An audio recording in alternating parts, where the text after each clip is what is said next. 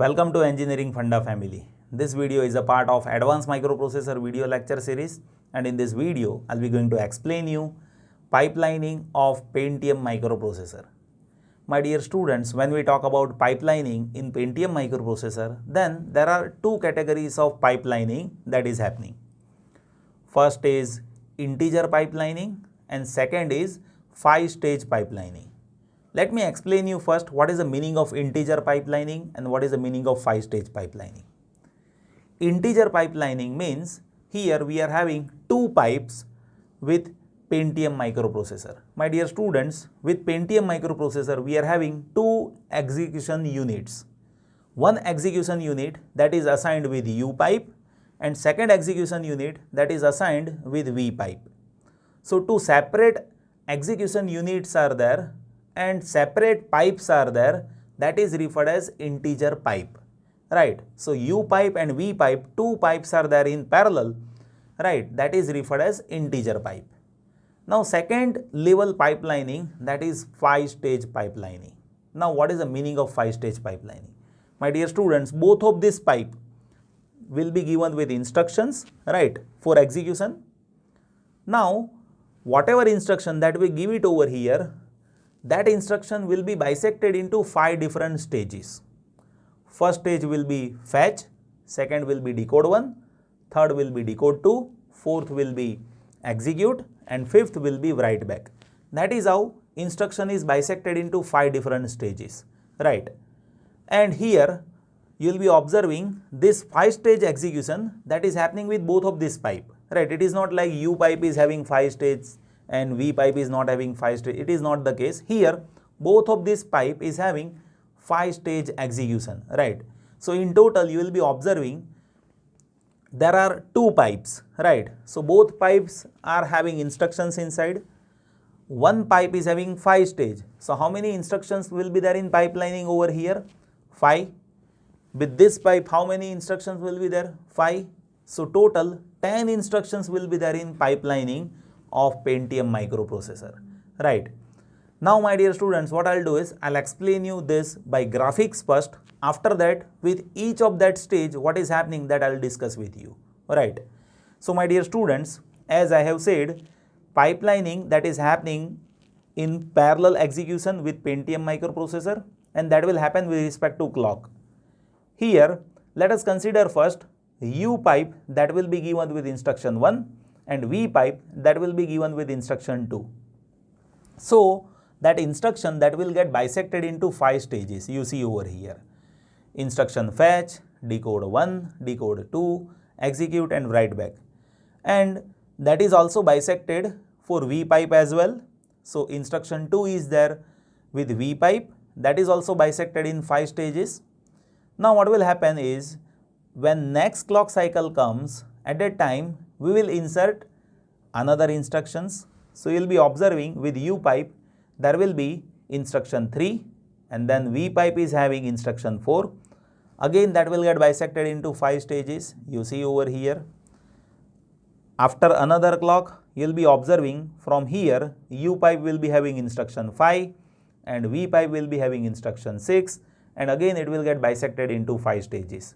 So with respect to time, my dear students, you will be observing at max there can be 10 instructions in pipelining.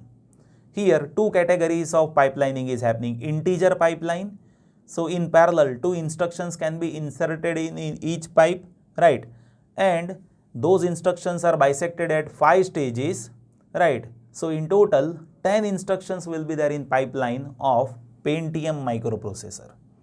Now my dear students, let us see the basics of this pipelining first. After that I'll explain you how all these stages are executing data inside Pentium microprocessor. So as I have explained, my dear students, Pentium microprocessor contains two integer units known as U and V pipeline that is having their own ALU, right? Here my dear students, Pentium can run 2 integer instruction in single clock cycle, right? That's why you can say it is performing very fast compared to their previous processor.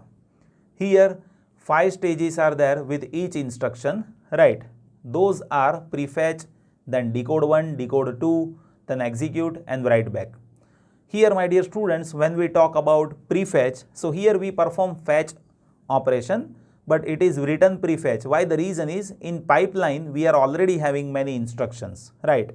And those will be there as per code cache memory.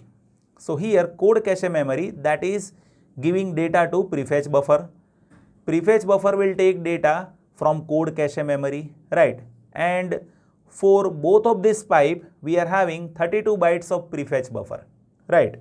So first of all, we will be fetching data, and that data that will be fetching it from code cache, right? Here, once we fetch that data, that will be given to decode 1 stage. My dear students, in decode 1 stage, we will identify the instructions first. Here, we will be decoding 2 instructions, right? Why? The reason is we are having U pipe and V pipe. So first of all, we will be decoding 2 instructions in parallel. After that, we will be checking their dependency. My dear students, if 2 instructions are depending on each other, right, then that cannot be given in parallel execution, right, as both are having data dependency. But as if there is no dependency of data, then it can be forwarded to separate pipes, U and V pipes. Here, along with checking of data dependency, generation of control word that is been done. See here, why we are generating control word? The reason is here we need to understand what is my instruction. For that, control word is generated, as well as we are performing instruction decode operation along with data dependency. Once that has been completed, we will be giving it to decoder 2. Here in decoder 2, we will be decoding control word given by decoder 1.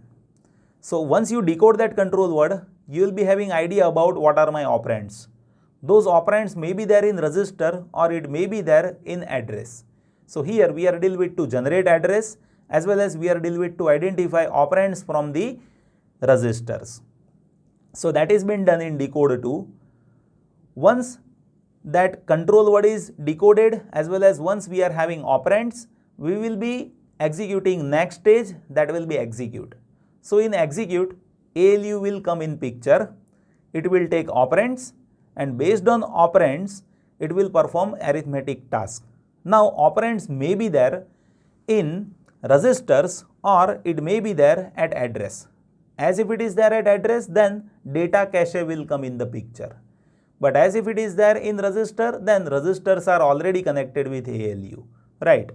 So from data cache, we will be taking operand, or it may be there from register, and based on that, arithmetic task will get performed over here, and at last we will be having write back stage, in which whatever performance that is been done by ALU, that we are deal with to store, right?